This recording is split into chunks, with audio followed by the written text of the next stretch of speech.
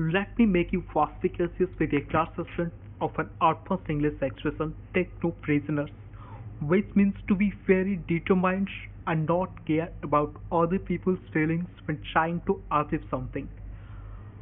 इसका मतलब ये है कि आप जब बहुत जिद्दी बन जाते हो, बहुत डिटरमाइंड बन जाते हो, जब आप किसी चीज़ को अचीव करना चाहते हैं, कोई आपका एम हो या कोई गोल हो, उसे जब आप अचीव करना चाहते हैं, तब आप किसी की भी नहीं सुनते। आप बहुत अग्रेसिव हो जाते हैं, बहुत डिटरमाइंड हो जाते हैं कि मैं इस चीज़ को हासिल करके ही रहूँगा, चाहे कुछ भी हो जाए।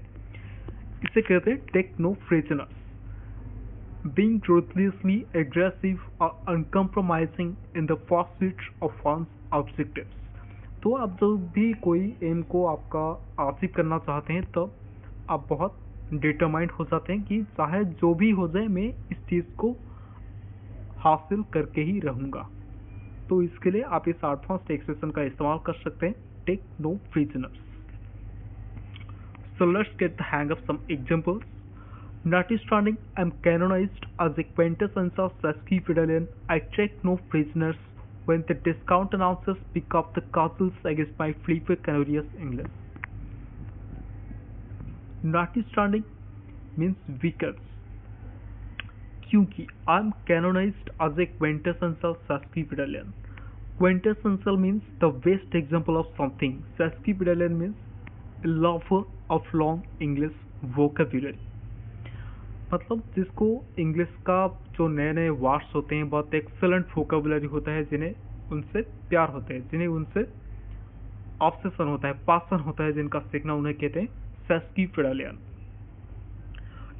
क्योंकि मैं एक क्विंटेसेंशियल सेस्क्विपेडालियन हूँ, so I take no prisoners when the discount announcers means जो आपको क्रिटिसाइज करते हैं, जो आपके खिलाफ होते हैं, हमेशा जो आपके विरोधी होते हैं, उन्हें कहते हैं डिस्काउंट अनाउंसर्स। आपके जो ओपोनेंट्स होते हैं, उन्हें कहते हैं डिस्काउंट अनाउंसर्स, जो हमेशा आपको क्रिटिसाइज करते हैं।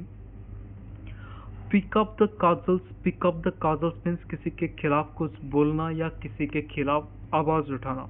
Against my flipper canorous English. Flipper canorous means excellent और अमेजिंग। क्योंकि मैं एक सेस्क्विपेडालियन हूँ, क्योंकि मैं एक ऐसा इंसान हूँ जिसका पैशन होता है कि इंग्लिश का नए नए वोकेबुलरी सीखना। तो आई टेक नो प्रिजनर्स, मैं कभी भी केयर नहीं करता हूँ, मैं बहुत डिटरमाइंड बन जाता हूँ व्हेन द डिस्काउंट अनाउंसर्स, जब मेरे विरोधी मेरे इंग्लिश के खिलाफ सब कुछ बोलते हैं, तब मैं तो उनका जो क्रिटिसिज्म्स होता है उन्हें मैं केयर नहीं करता हूँ। I take no prisoners, it means I don't care.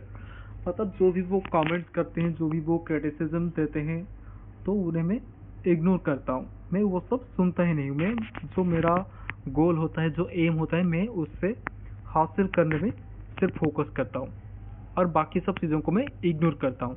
तो इसका मतलब ये हो गया, notwithstanding I am canonised as a quintessence of sesquipedalian, I take no prisoners when the discount announcers pick up the cudgels against my flipper canorous English. Second one is the snollyguster. The snollyguster businessmen take no prisoners when it comes to commodore conquisting. The snollyguster means जो अनप्रिंसिपल्ड होते हैं, जो cheaters होते हैं, उन्हें कहते हैं snollyguster businessman. जो सब चीटिंग करते हैं आजकल, जो बिजनेसमैन, उन्हें कहा जाता है। जो अनप्रिंसिपल्ड होते हैं, अनएथिकल होते हैं, उन्हें कहते हैं snollyguster।